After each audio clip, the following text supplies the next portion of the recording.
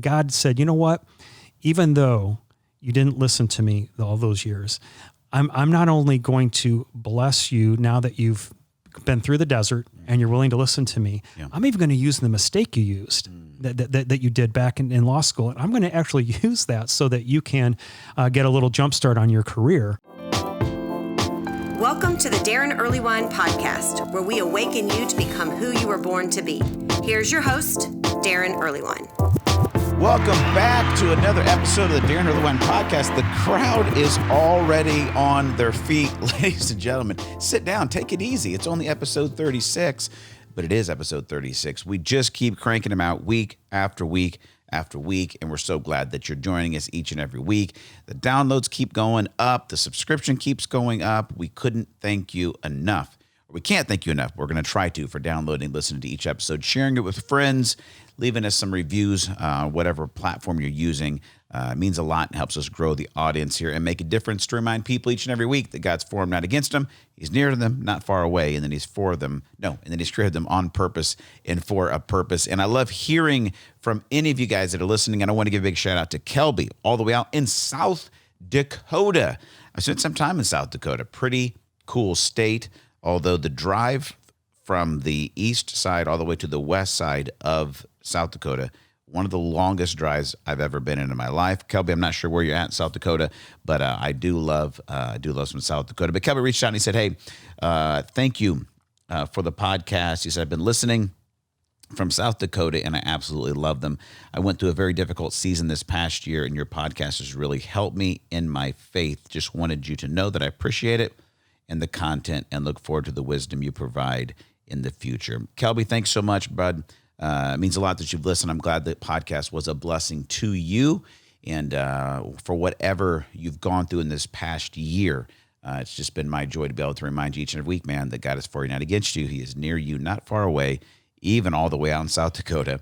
And he has created you, Kelby, on purpose and for a purpose. And I hope that as you listen and you glean from the guests and from what we share here on the podcast, that it helps you take your next step to becoming who you were born to be. So that was super cool. And then I got to hear back from LaVon Reap. LaVon that was our guest just a couple weeks ago here on the podcast. And LaVon promoted her Dreamer Retreat. I think you guys she talked about that. And she has had many, many, many of you reach out about getting involved in a Dreamer Retreat. So predominantly ladies, it's kind of a thing designed for you ladies out there. And so for all of you ladies that have gotten involved in her Dreamer Retreat or are excited about being a part of it when she comes here to Indiana this summer, so stoked that you guys are following through and connecting with the guests that we have here on the podcast. They mean it when they say they want you to reach out to them. And if there's somebody that you think you could journey with to take your next step to become who you're born to be, that is amazingly cool. So that's going on. And we're going to jump into this week's episode. We're sitting down with a new friend named Chip Woods. And I'll leave it to the intro. You'll hear in the intro, this was a little bit of an interesting episode, and we'll talk about it right off the beginning this week. But one thing that Chip's going to talk to you guys about, and I'm excited when I spoke with Chip months and months and months ago and heard his story, and I thought, you know what, I want to have Chip on the podcast because we have people here on the podcast that have written books and lead, global ministries and are pastors and authors and all kinds of stuff.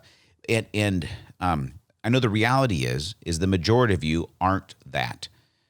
You're trying to discover God's call for your life. You're working in a job somewhere. You have a career, and you're trying to just figure out how you most maximize who God's created you to be. And Chip's story is one that I know you're going to identify with career-wise at this point in his life. And for the past 20 years, he's a financial planner for folks, help them manage their money.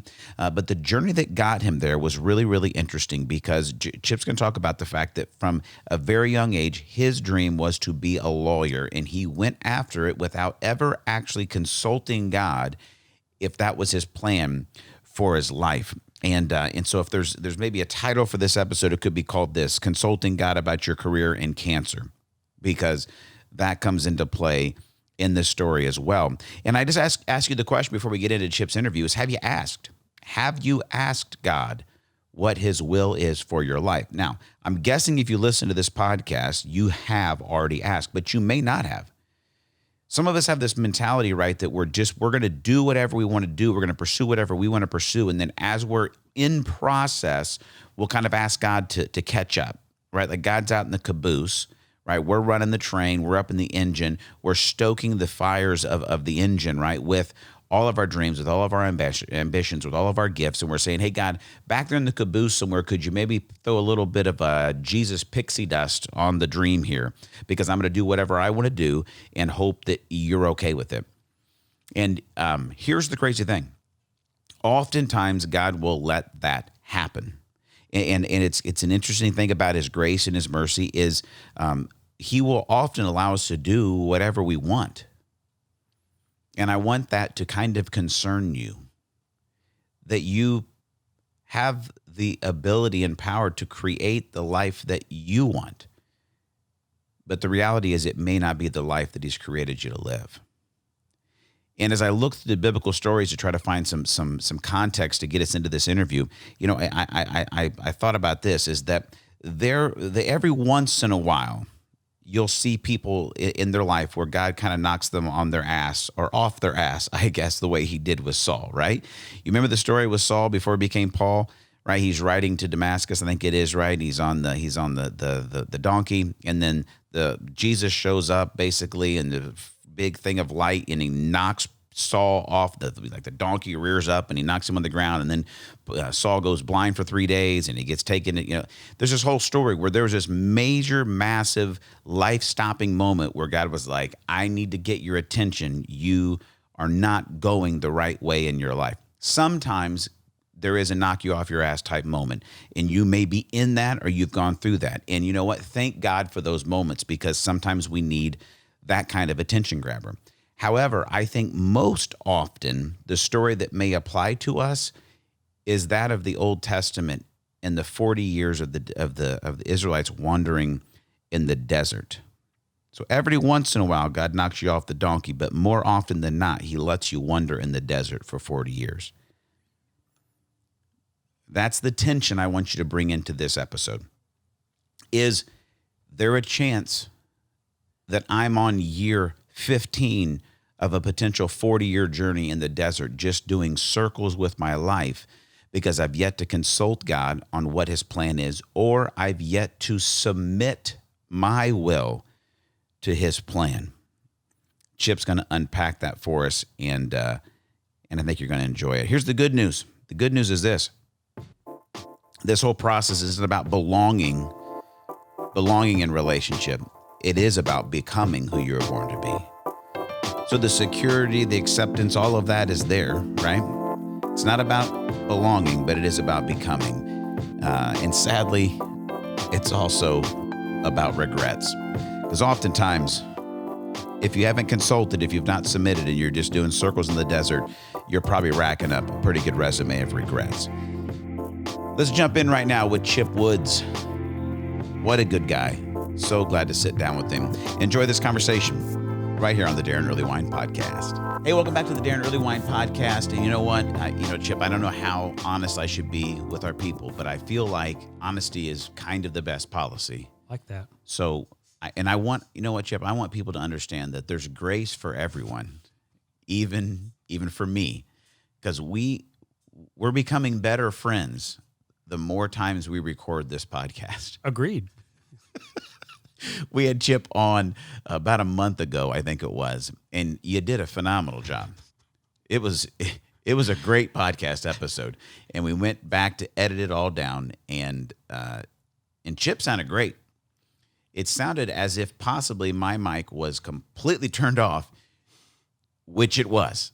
And so we've had you back, Chip Woods. Welcome back to the podcast. We've checked the audio. Both mics are working. That is awesome. And if the first time was a trial run, I can't imagine how amazing. They're going to hit this out of the park, no doubt. Yes, this will be the greatest conversation ever had in the history of humanity, or at least our lives, because we're doing it again. But welcome back to the podcast, Chip. Thanks. And I'm excited about sharing your story again, although you shared it with me, but we didn't share it with them last time, because you have we've talked to people on the podcast sometimes that maybe they run a ministry, or maybe they have a book, or they're a pastor or a musician or whatever. Mm-hmm. And right now, currently, professionally, you're a financial advisor. And the mass majority of everybody that's part of the Daron Earlewine podcast, they have a regular career job. Mm-hmm. And I think one of the difficult things to get our minds around sometimes is, how can I have just a regular career but yet fulfill a sense of calling? Yeah. And your journey into that is one that's going to be instructive and I think really inspiring for our audience. So thanks for being back. Oh, of course. Yeah, thanks, Daron. I appreciate round 2. I'm looking forward to it. Absolutely. So fill in the blanks a little bit. Give us some of your vitals, kind of who is Chip Woods and your life, and then we'll see where we go from there. Yeah, I mean, I think probably the best place to start is at the beginning, but I'll be brief. Grew up or was born in upstate New York, and then had a short stint in Cincinnati, moved here to the Carmel area back in 1976, when it was a lot of cornfields. Yeah. But as far back as I can remember, really, Daron, I've wanted to be an attorney. And so my trajectory in life was to that end. Was that a family profession? Did you look up to somebody that was an attorney? Did something hit with you when you were a kid? You know, I have memories of watching legal shows and feeling inspired by that. And then I think my ego was stroked where people were telling me, you'd be a really good attorney. You probably because I was argumentative and had some skills at a young age, but that makes sense. And of course, the status back at that time. I mean, you're probably too young to remember L.A. Law. I know. I remember L.A. Law. I was going to even date myself and say maybe you've been watching Matlock or something, which was a good one. Well, you're not. I'm dating myself. I was watching Perry Mason. Okay. So that was a little bit before Matlock. You have me beat. Yeah. So not a family deal, but just the prestige of it. And it's interesting to me, too, because, I think we don't realize sometimes the power of our words have on kids. Right. You know what I mean? But just people suggesting that into your life. And, obviously the trappings that come with what we would perceive as being a lawyer are like, you know what, that would work for me. Mm-hmm. Yeah, I think the other thing, too, Daron, is that it's true now. I think you would agree with this, is that one of the first things you're asked when you meet someone is, what do you do? What do you do? Right? And I think that's kind of ingrained in us when we're younger too. It's like, do you want to be a doctor? Do you want to be a lawyer? Do you want to be, something that's in the world's eyes kind of prestigious? And that's kind of a trajectory that we go on, is that we want to have identity and purpose in what we do as an end, as opposed to a means for God to use us in whatever vocation that is. That's huge. Yeah, that's I think huge. so. So was faith a major part of your upbringing? Were you hearing your parents say things like, "Hey, God's created you on purpose. He has a calling on your life"? What was that like as a kid? Well, I know my mom's going to be listening to this, so I have to be careful and give her all the credit, right? Something like that. My mom would be the first to say is that we had kind of a tumultuous upbringing. It wasn't the most stable situation, and God wasn't really central to what we did early in our lives. Okay. Christ became a really central part of things as probably around the age of 12 or 13. And that's when I had committed my life to Christ, and where I knew something was different in me. But probably like a lot of your listeners, they may have become believers earlier in life, and then all of a sudden life takes these meandering paths, right? I'm not one of those that got saved and then boom, all of a sudden it was just a straight line up, and my faith just grew and grew and grew. I was a believer, but I went off to DePaul University, was where I went and graduated, and then had a short stint in Washington, D.C., and worked for Senator Lugar, for some of you Hoosiers that remember Lugar from years back. And then went to law school. And it was really during my law school years where I recommitted myself. When I was at DePaul, there were a lot of temptations. I was in a fraternity house, still have a lot of good friends from that time, but faith was not central at that time. Yeah. And so I did things a lot the way I kind of wanted to do them, and I kind of put the Lord in the closet. Yeah. So and it sounds like from that, DePaul going and then law school, and you're in DC, like you had that dream early on, like this is what I'm going to do, and you set the course and went after it. Yeah, I would say that probably a number of people can relate to this, is that if you're wired in such a way where you say, okay, I have a goal, I'm gonna fight through. I mean, we're taught that really from perseverance, hard work. You know, if you fall down, you don't stay down, you get up, you just keep persevering. I mean, that's something that's a virtue that's extolled across all faiths. You know, Oh, yeah. it's an American thing, right? You just keep working towards that goal. Yeah. So for me, it was no matter what kind of obstacle came before me, and I did have some along the way about being an attorney, I just said, well, I'm going to just keep working at it. I'm going to keep moving forward. I have that as my goal. And probably a little bit, Daron, it was a little bit of my identity because I in my own mind thought of it as failure if I didn't do this. And so I just kept powering through that. And when I did reach it and I passed the bar and I was practicing law, it was this, maybe you can relate to this. Gosh, I've got what I thought I wanted, and it's not all I thought it was. I've got the brass ring, but maybe it was made of aluminum or something. Yeah, right. Paper. Yeah, exactly. And so that's when I just really started to say, okay, Lord, I'm willing to listen now. So Chip, do you feel like as you look back and you said there were some of those obstacles you had to push through, like I'm going to overcome this. You can knock me down, but you're not going to knock me out, whatever.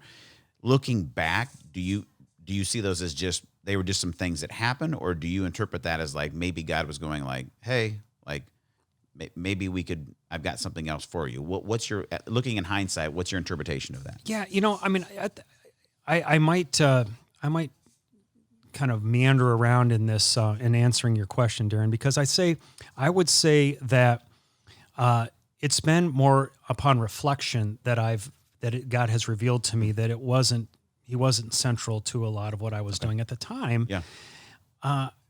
I think a lot of Christians can relate to this, is that sometimes they'll say, okay, this is what I want, so I'm going to pray. I'm going to ask God to make this work. Yeah.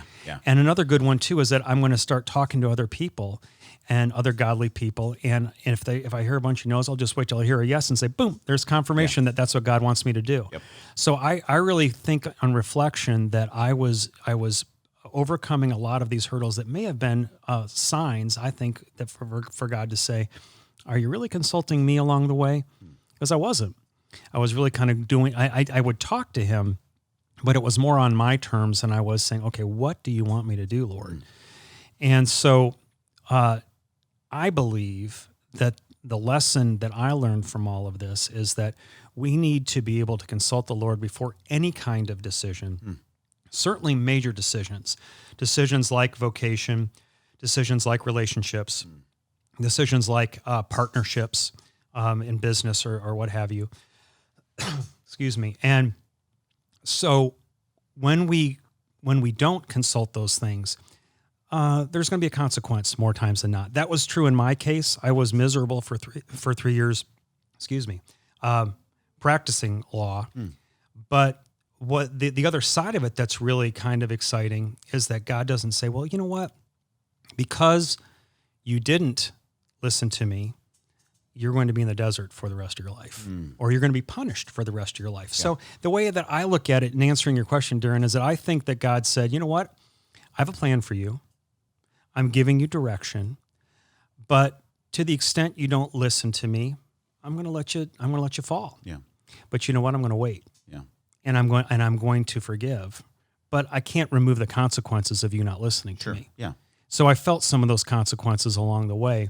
But I also am grateful that it wasn't. I don't serve a God that says, you know what, because you didn't listen to me. Right. Here's your punishment. Yeah, exactly. I remember, Chip. I remember when I was in college. I remember we were trying to figure out, our next step. I had a traveling ministry, the band that was my entire identity and everything I had dreamed of doing my whole life, and it came crashing down. And I'm just months away from graduating college.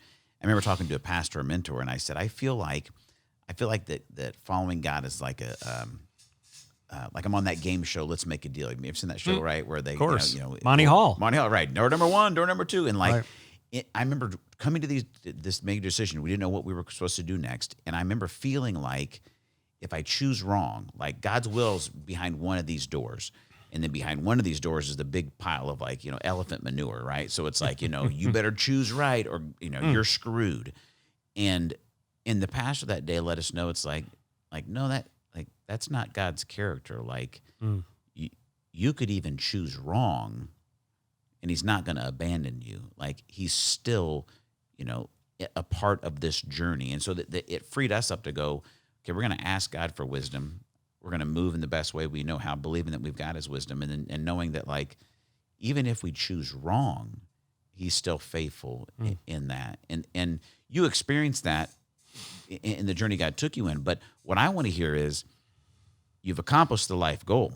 You've got the title. I'm a lawyer. I'm doing it. Right. And I've put, thousands of dollars and thousands of hours into this pursuit. There had to be voices in your head as you were thinking, I don't like this. I don't want to do this. This isn't what I thought it was. Feeling like it doesn't matter. This is, you've come too far. You're trapped in here for the rest of your life. What were some of those thoughts, emotions, that stirring when you're like, man, I don't know if I'm supposed to be here? Yeah. So you remember the story of David when he sinned with Bathsheba, and I think about that, and I think it was Nathan that came and rebuked him and challenged him, and it was almost like David, he didn't see it, and when he saw it, then it was like, oh, tremendous sense of certainly some guilt, but he had the gift of repentance at that point. He turned around and he became a man after God's own heart. And I think that's kind of the way that I was when I was practicing law, is that when you are so singularly focused and you say, I believe God wants this for me. I mean, how often have you heard God wants me to be happy? I mean, certainly nothing in Scripture that says that, but that seems to be a very familiar maxim for a lot of people. God wants me to be happy. Right. So therefore, I'm going to go marry this woman, or I'm going to leave my wife, or whatever it may be. Yeah. And so when you have that singular focus and you don't consult God, it's just so easy to just completely miss what he has planned for you. And then when you get what you want, and it's kind of like that David moment where it's like, boy, is this it? Is this really where? It's kind of a feeling of, gosh, what's the next? I couldn't even imagine 30 years, but what's the next year or two going to be like this? I had met my now wife of 25 years, but I had met my, Barb, and we had similar goals where she was, her calling was to be a mom. And I had a load of law school debt, and I'd never had a mortgage before, and we were engaged, or shortly thereafter to be engaged, and just this pressure of, wait a minute, now I've reached the mountaintop of my career, and not only am I unfulfilled, I don't know if this is really going to, I don't know if I can do this. I don't know if I can do this and really have it be the vocation to be able to provide for my family, and really have it be something that's going to be fulfilling and do all the things I thought that career was going to afford. Helping people, feeling like all of my, I'm being a little altruistic, making lots of money and providing for my family and feeling fulfilled in what I did. None of that was happening. I want to go back to something you said that I think is a huge principle before we get back in the story, Chip, is that the amazing, I guess we just say the amazing grace of God is that I think I can blanket statement this. I'm going to say that, we'll just go 95% of the time. Okay. God will give you what you want. He'll let you, like there's so many times that, I've wanted to pray, or I have prayed, like, God, don't let me mess anything up, or don't let me, or I'll, when you have some kind of besetting sin in your life, I'm never going to do that again. God, don't let me ever do that again. And it's like, no, He never takes away our ability to make decisions. He gets involved, but that's a huge principle to realize. It's like, I don't know that you can necessarily completely, I think the word tells us God's call and his, and his gifts, they're irrevocable. Like, I think you got to really, really try to screw up God's plan for your life, because he's always there. But he really will give you what you want. And just how important that is, that if you actually want to follow Jesus and you want God's plan for your life, that how huge consulting him, like you're saying, is like, where are you leading and guiding direct? Because if you just keep going, you can find yourself wherever you in some ways want to take yourself. Yeah, you said the magic words there, where consulting him, because you can get into this where you hear a lot on TV, prosperity gospel, like God wants you to be happy, or he will reward you just if you have faith and if you ask him without consulting him. Because the other part of knocking and the door will be open, asking, and you shall receive, later says, according to his will. And you don't know his will if you don't consult him, right? So if you say, God's going to give me what I want by asking him, but I'm not going to consult him beforehand, or I'm not going to, think about it. I mean, you've got kids, right? Anybody that has children or been around children, parents usually are a little bit wiser than their kids. Yeah. I mean, I think there was a Mark Twain quote that said, I couldn't believe at 12 how foolish my father was, and then at 25 how much he'd learned. And you could insert any age you want, but kids are a lot smarter today than their parents are until they get old enough to realize, my parents were pretty wise. And so a parent has experience and has knowledge and has the ability to know things that kids can never learn. Well, we're the Lord's kids. We're his children. He wants to protect us from making terrible decisions. So do we consult him first and ask that he answer within his will? Or do we say, this is what I want, Lord, and because this is what I want you to give it to me? Sometimes he does give it to us to show us that it's not the right path. Yeah. And that's really what I think happened to me. I mean, I wanted to be an attorney. He let me do it. Yeah. And he said, basically, are you ready to listen to me? So you get there and take us to the moment where you realize, like you're saying, you've got, new marriage, all the stuff piling up, but you take us to the point where you go, I think I missed it, and I think I got to course correct here. Yeah, that's where God's grace and mercy can manifest itself down here on earth too, because I had just a loving, unconditional, loving, supportive spouse. And so when you feel like you're a failure, or you feel like, I don't know if I can deliver on what I thought I was going to deliver for my wife. And I say, I don't think this is, if Barb were here, she would be chuckling because she didn't marry me because I was going to be an attorney. I kind of had that in my mind that, this is a some sort of level I've achieved. She didn't care about what I was. She knew who I was. And she loved me for beyond what my vocation was. And so when I had an opportunity to go into the financial services business, and I had to basically live off a commission and not have a salary like I was used to in law. And I remember when I went into that, I just said, I think I probably told Barb this too, but I said, Lord, let me fail quickly so I don't forget how to be an attorney if this isn't where you want me to go. But if it is, give me affirmation. Yeah. I need to know that this is where you want me to go. And I still, Daron, at that point, I didn't have complete confidence, and this is good for your listeners to hear. Just because I stepped out in faith and I felt like this was where God was taking me, I wasn't exactly sure. And I think you can go through the Bible. I don't think Abraham was exactly sure when God called him. I don't think Moses was exactly sure. I don't think Noah was exactly sure. So you can go all through Scripture, and walking out in faith isn't always, hey, I know this is what I'm supposed to do, and I'm not going to worry at all along the way.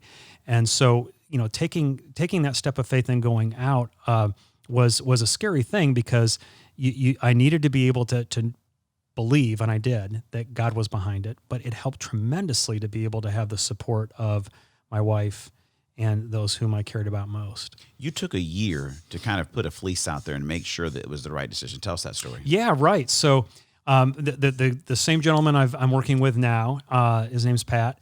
Pat had recruited me, and he made it to where I could make the transition. And I said, Pat, I can't make this commitment yet because I really need to be able to be sure that this is what God's calling me to do. So I'm going to take a year really to redouble my efforts and making sure I'm doing what I should be doing, and make sure that God doesn't want me still to be, or if this is just an obstacle that God wants me to overcome for his glory in law. And so I remember Pat saying, I've been doing this a long time, and I'm just telling you that if you don't do this now, you'll find reasons not to do this, down the road. And I said, well, I appreciate what you're saying, and I understand, but I still got to do it. And I mean, I don't know if it was a year to the day, but it was pretty close to a year later. I think he got the shock of his life when I called him back and I said, "Hey, you remember me?" And I just during that was a long year. It was a difficult year because what I'm pleased about it, Daron, is that I really did it for the Lord. I didn't want to fail, but I also didn't want to just jump into something else without consulting him. So I spent a lot of time praying, asking for guidance, really praying, and a lot of times saying, "Please tell me you still want me to be an attorney," in a lot of cases. But if that's not the case, I think I don't want to say that this was my Gethsemane, because there was nothing to like what Christ went through, but it's kind of like, if this cup could pass, hey, if I don't have to eat these loans and have to go in a new vocation and have to deal with my pride being swallowed and so forth, I'd rather not have that happen. But if that's what you want me to do, Lord, imperfect Chip versus perfect Christ, that was an important year of growth, and it was, and there were, I'm sure some of your listeners will be able to say, "I'm there now," or "I can think of that time when I was in the valley." And if you don't have valley experiences, it's really hard for your faith to grow. Yeah. Because if all you do is have mountaintop experiences, you probably aren't listening to the Lord a whole bunch, because he's not just all about, hey, once you're a believer, things get easy and I'm going to make everything just work for you. Yeah. Well, I think one of the things I heard a leadership coach talk about is, sometimes when you catch a vision for a future mountaintop, something further out and higher up, and you're on a mountaintop, is the difficult part is you go, oh, okay, now I've gotten up here, I can see where I want to go. I'm going to that mountain. But the only way to get to that mountain is through a valley. Right. So you got to go from where you are, and then and once you get below the tree line, you have no idea, what's down there. And so, that's a good point. What is interesting to me is I'm thinking about, like, even I don't know why my brain's going here, but like high school, college, like journaling, like maybe I'm dating someone and it's like, I will go back and see a journal, and like for 3 weeks or 3 months, I'm like, feel like I'm supposed to break up with this girl, but you just keep asking God, "Now, God, are you sure? Like, give me wisdom here." And then you're like, "I think I'm supposed to break up." And like, how long where God's like, "Hey, that sense is not going away. That means I'm guiding you." And then you just basically basking because you don't want to have to do it. But so I'm guessing during that year, you just kept feeling like more and more like, yeah, it's time for me to break up with the lawyer. Yeah, I'm a slow learner, and so and what we all are, right? Well, what I'm grateful for is that any of the major decisions that I've made in my life, and there's probably been 3 or 4, it hasn't been because I've been a visionary, or because it's something where I had this amazing insight. It's been mostly because God's closed other doors, and he said this, almost like he's pushing me in that direction. So when I said, "Lord, close those doors so that if I shouldn't go to a different firm or go on this particular track, a corporate counsel or something like that, close that door," boom, boom, boom, they were closed. And it was, this door is always open. And it wasn't the door I wanted to go through. Monty Hall, I wanted to go through door number 1, and door number 2 was the one he wanted me to go through. So he kept closing 1 and 3 and 4, 5, 6, and 7. So it was, he made it clear to me that I was supposed to step out in faith. What I didn't like to do, Daron, is go out there and not have assurances. I wanted to go out there and say, "Hey, if I'm leaving, I want to make sure, I want you to I want some bucket of money to drop, or I want something to be clear for me." And I did have some of those assurances, which I can share, if you want me to. Yeah. Yeah. So one of the things that was clear was when I came over, and it was slow going. I was a slow learner. If Pat were here, he'd tell you I did things twice as hard. I didn't bring people along with me to help me. I wanted to make the mistakes myself. Again, wrestling with pride. But during that time, his son got sick and eventually passed away. And so it was an affirmation that God wanted me there, not because I was going to make a lot of money, not because of he just said, "I want you there because I'm going to use you to be able to be a friend to him. I'm going to use you to be able to be my voice to him during the most difficult trial I think any parent could go through." Absolutely.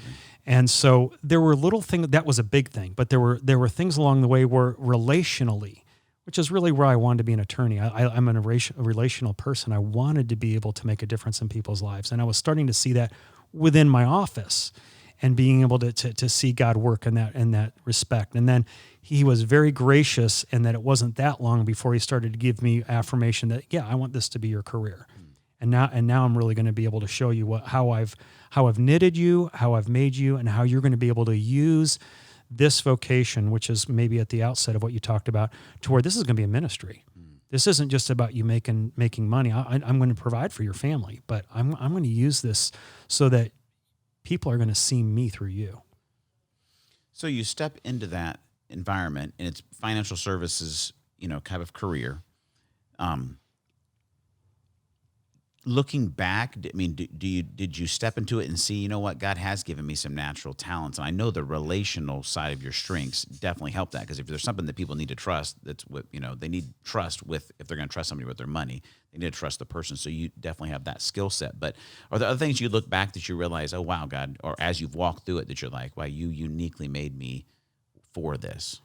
Yeah, He didn't make me struggle for very long to see that the skills that He had given me, the gifts that He had given me, were going to be on full display. I mean, I was able to use all the tools in the toolbox to be able to talk to people about their finances, and so that was very fulfilling. But the kind of cool thing, which shows just how fun God can be sometimes, is that in that first year, I would network with everybody. I sent a letter with a $1 bill in it, says encloses a tax-free $1 bill. It's not worth it. It was goofy stuff. Yeah. Anything that people would meet with me. I bought more lunches and breakfasts than I ever did when I didn't even have the money.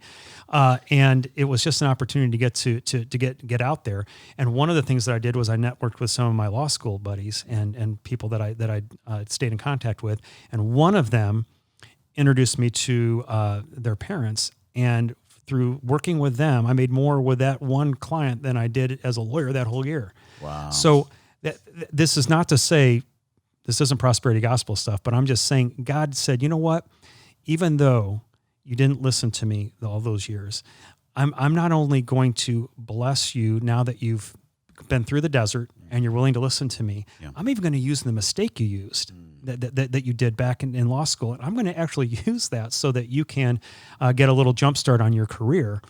And then the skills that I learned through being a lawyer have helped me in that regard. So He said, I'm not going to waste that either. Yeah. I'm going to use some of those scars. I'm going to use some of those things that you had, and I'm actually going to use it for your advantage. I mean, what an awesome gift from the Lord to be able to say, I'm going to take everything that you screwed up on, and I'm just going to cast it aside. He didn't do that. He said, I'm going to use some of your mistakes for your advantage. And that's just I love awesome. That, Chip. That's so good. I love Davey Blackburn. We found him on the podcast, and good friend, and he leads a ministry literally called Nothing Is Wasted. And he, experienced great tragedy in his life, but he takes people through walking through, trauma in their life and all of the different, kinds of pain that we have had. And whether it's, a big T trauma or a little T trauma, these seasons, and helping us realize, like you said, like God is so good, He doesn't waste anything. So you step into this, things get rolling. You're realizing the connections you can have relationally, the great impact that happens, and that goes without a lot of crazy mishaps for a good little bit. Life starts clicking along, and I think what we want in life, right? Most of us want the story that it's like, then I discovered God's will for my life, and pretty much it was just unicorns and butterflies, and and you've had a good life, and you're very grateful for that. But a few years ago, you faced another challenge. Talk to us about that. Yeah. So just as a prelude to that, you mentioned about God doesn't waste anything. I heard a really good testimony from a friend who has lost 3 children, 3 separate times. One from a congenital heart issue at the age of 2, another one from a congenital heart issue around the same age, and then third one, 5-year-old falling off a tricycle. Unreal. Lost 3 children. And so when this man speaks about pain, I listen, and I think, and just about everyone who talks to him does. But he made a statement, and it's grounded in Scripture, but it's his way of saying, but he makes it in his terms. God doesn't waste pain, and I love that. If you're willing to be used, God will not waste any of that. And so that rang true for me back in 2018. So I guess it's coming up on 3 years. When I found out that I had this little knot on my neck, and I Barb said, "You want me to go with you?" No, I said, "Don't worry about it. It's it's probably some fleshy thing that they just have to, I was more concerned about the cosmetic side of things. But it was that day that they did a needle biopsy, and the doctor came in and pathologist came in, and she just, had that look on her face, and she said, "It's you got cancer, and I don't know where it started or where it spread." And so it was stage 4 metastatic squamous cell carcinoma. Try saying that 3 times. You want to try that, Darren? No, okay. Yeah. Okay. So just saying it once is enough for me. But what the question that you asked is that, even though things were going well in just about every other aspect of our lives, we have 3 girls, they're all healthy, everything's, life is really good. But this was a big curve, to be able to get cancer. And I think we may have talked about this before, Darren, but you've probably heard this said before when someone's being interviewed that just went in and took down an active shooter in a theater or something, or that hero that runs to danger as opposed to running away. No one really knows what they're going to do until they're actually faced with that, right? Mm-hmm. So I felt like my faith was strong. I'd been tested a little bit with it was a big deal to me back then. Everybody's pain is relative. Yeah. Everybody's discomfort is relative. Yeah. So I don't want to diminish and say, well, if you don't have cancer, you have no idea what challenges are. Because right. I felt very challenged up until that point. Yeah. And it was a different challenge. But you don't know really how you're going to face death until you really are facing it. And so, sitting on the couch opposite my wife and the look on her face and just the questions that we had, and we decided not to share it with our girls until we knew exactly what the situation was, whether to prepare them for all these terrible treatments or whether it was preparing them for a funeral. We didn't know what we were going to do. And so, but I remember sitting with Barb and saying, "Is God the same today as he was earlier this morning?" And she said, "Yes." Then I said, "Then we don't have to worry. Now, we're going to go through some difficulties, but we don't have to worry about the results of the MRI or of the PET scan or any of these other things." And so that first step was a big one for me because I knew that my faith was going to sustain me because I didn't panic. I was a million things were going through my mind. So I don't want to make it seem like I was this up on this pedestal or anything. But I remember I was running and I was going through and this is I'll be brief, but my eldest daughter had shoulder surgery. She plays tennis in college, and it was going to potentially end her tennis career. And I remember that picture of putting Isaac on the altar, and I said to myself, "Lord, I'm putting Zoe on the altar, and I'm just trusting you. That you're going to heal her, but I trust you 100% if it means she can't play tennis." And it wasn't, but 3 months later, I said, "Now, Lord, I'm putting myself on the altar, and I trust you completely. I trust you with what's going to happen to my daughters without a father, or my wife without a husband." A lot of people were affected during that journey, and they were afraid and dealing with losing me. My mom, my mother-in-law, a lot of people that I had grown very close to. And to be able to say, "I trust you, Lord, no matter what. And I know that you have a plan and that you're going to use this disease and this trial to be able to draw me closer to you and for people to see you in through me in ways you couldn't do it without me having cancer." Yeah. Wow. That's heavy, Chip. Yeah, to get to that place where, and I think, we all want to say that we would do the same, or we want to if we're following Christ, but to those moments where, like you're saying, like in my brain, it's like when you say, "I'm going to trust the character of God, even when the circumstances don't seem to maybe match up." Right. I guess we don't really need faith until we need faith. You know what I mean? But I think it's when we get to those moments where we really need our faith, sometimes we begin to think that somehow God has forgotten or double crossed us somehow. But he hasn't, and he didn't in your case, and that's the crazy part, is because of what he's done right through Jesus in the cross, is that, obviously, spoiler alert, you didn't die of cancer because you're here, right?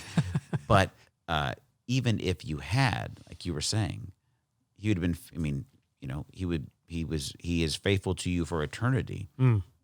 And he would have been faithful in the moments to everyone that was still left behind.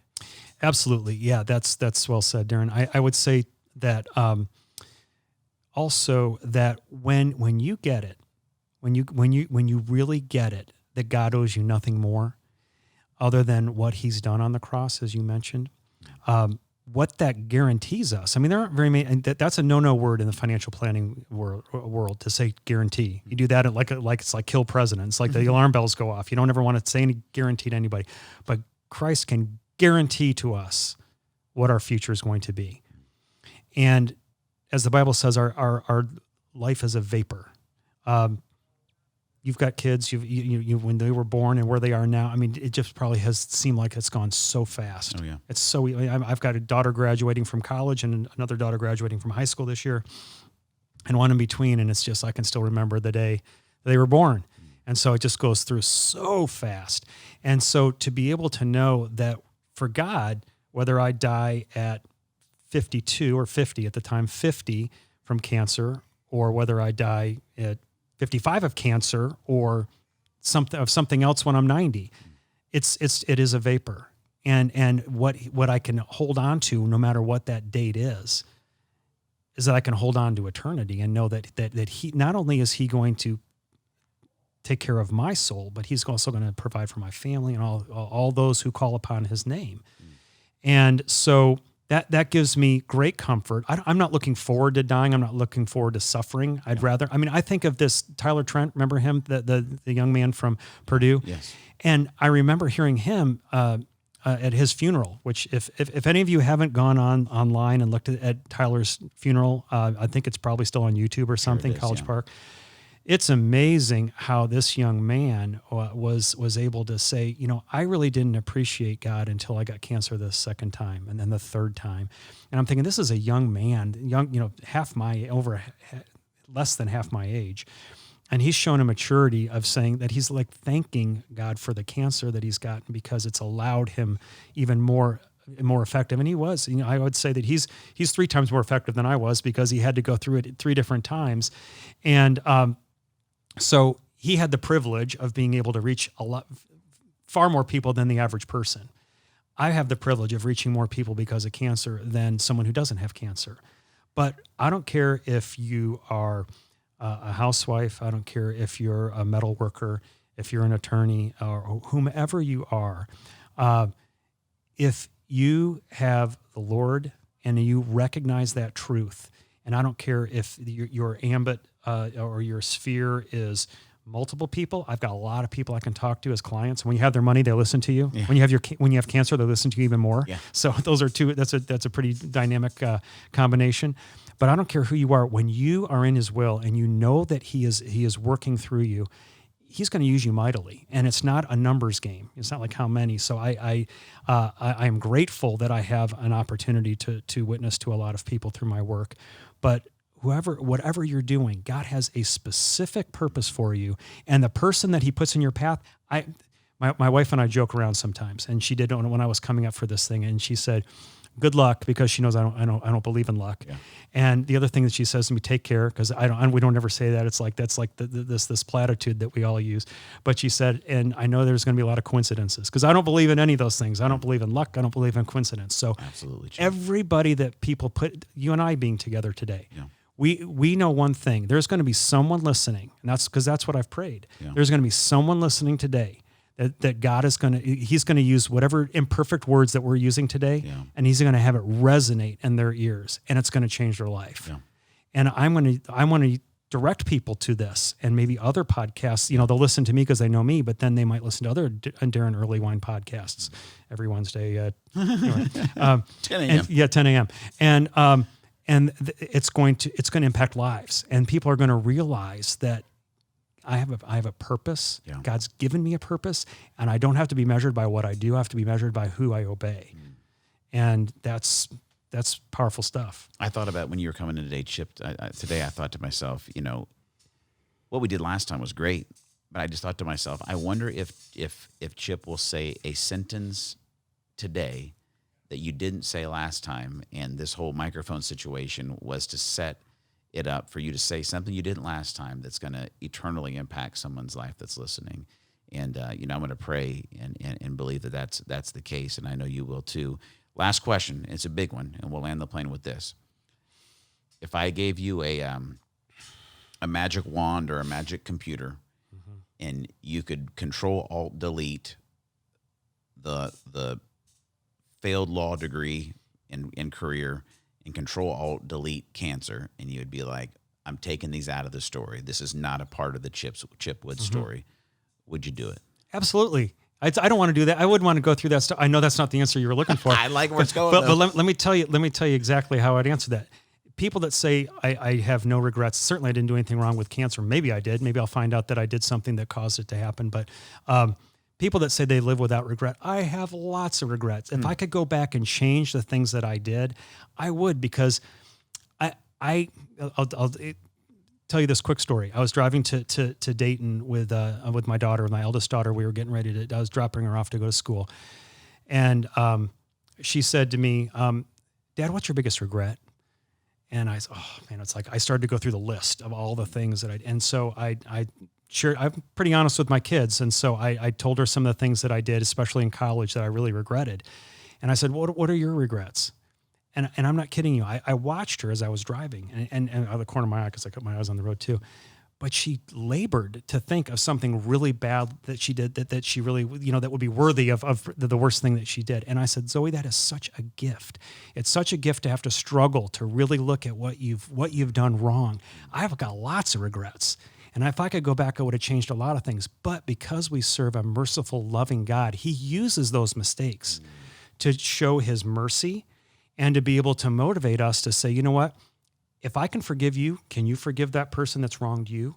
Can you be more merciful towards others? So the mistakes that I've made or the afflictions that I've had with cancer, it doesn't take much to I had 7 weeks of radiation and chemotherapy, and it was brutal. So I would never want to go through that again. But I know when I was getting treatments, there were a lot of people that were going through for the second time and the third time. Yeah. So I would rather not have had that, Daron, and I'm glad he didn't give me the choice, because I would have said no. But the fact that he didn't, once again, because of his wisdom, he knew, I've given you enough faith, Chip, where you can handle cancer with me. I've given you enough faith that I can forgive you for those stupid mistakes you made back in college when you weren't listening to me at all. I can use them to benefit others. It's part of your testimony. It's part of your story.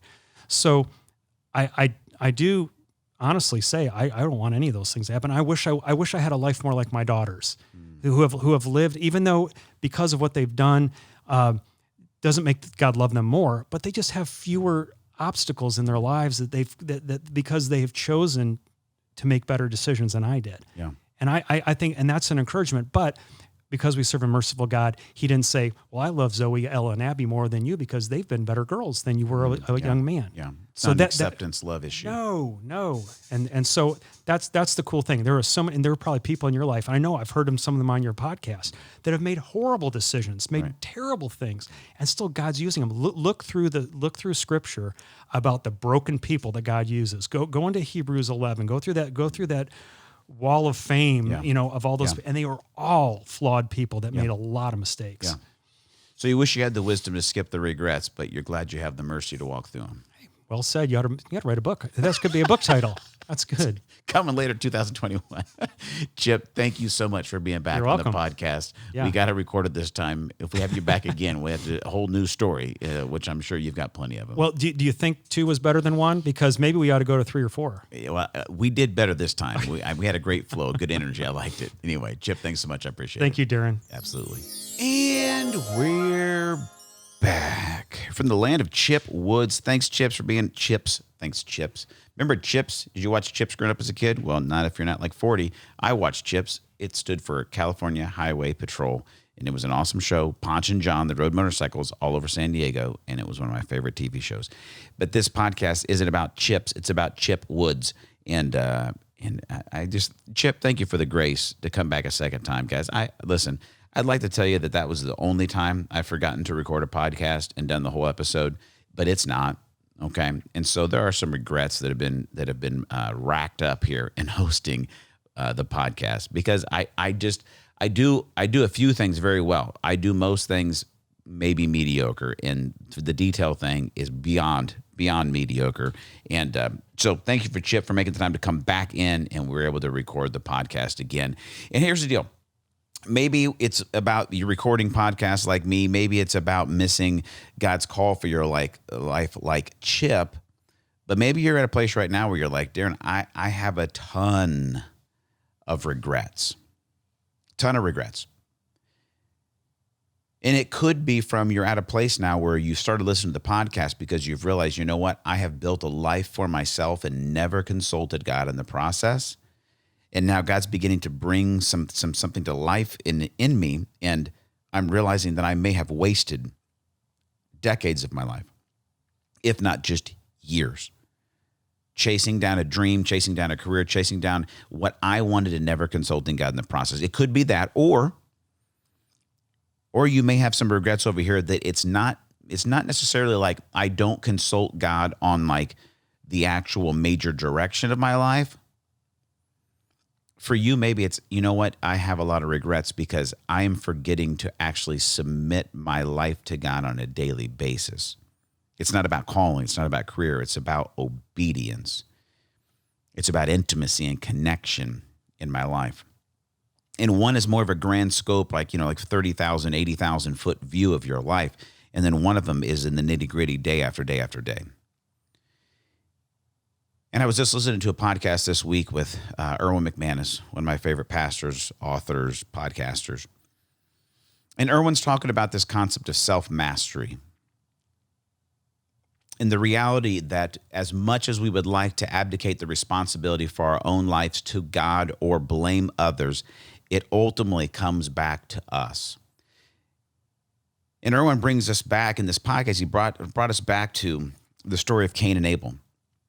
And as Cain and Abel came to present their sacrifices to God, Abel's was acceptable to the Lord. And Cain kind of did his own deal, came up with his own plan, and it was unacceptable to the Lord. And God told him that, and he was frustrated, and he was angry. And what God says to Abel, or what God says to Cain, is really interesting. He says, Cain, if you do well, if you do what you're supposed to do, basically, life will go well for you. But be careful, because sin is crouching right at the door, ready to devour you, but you must master it.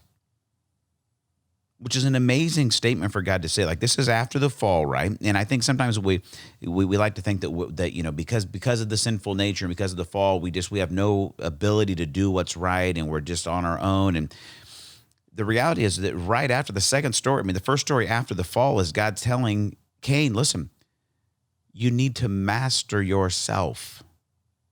You need to get a handle on your emotions, your mental situation. You need to take responsibility and ownership for your own path. Now, is God involved? Absolutely. Has God made you on purpose and for a purpose? Yes, he has. But guess what? He's not making your decisions day in and day out. You are.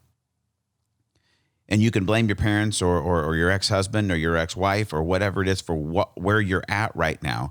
But it's going to be the process when you begin to exchange regrets, right, with actual responsibility, to take ownership of your life and move into God's call and into a place of agreement and obedience from a day in and day out perspective, that you're going to see yourself becoming who you're born to be.